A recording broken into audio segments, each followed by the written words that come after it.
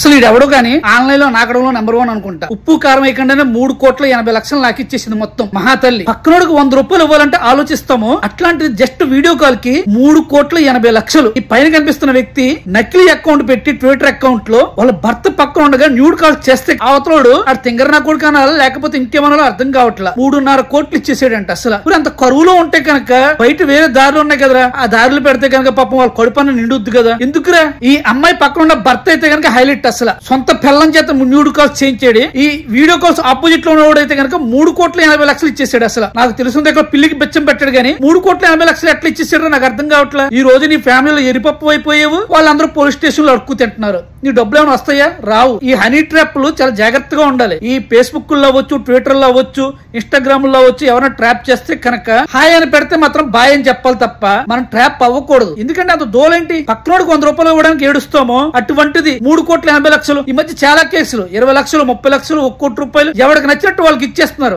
ఆడదాని ముఖం ఎరగ వింటారు నువ్వా? నాకు అర్థం కాదు. దర్దుడా ఇంత కక్కుర్తింటో నాకు అర్థం కావట్లేదు.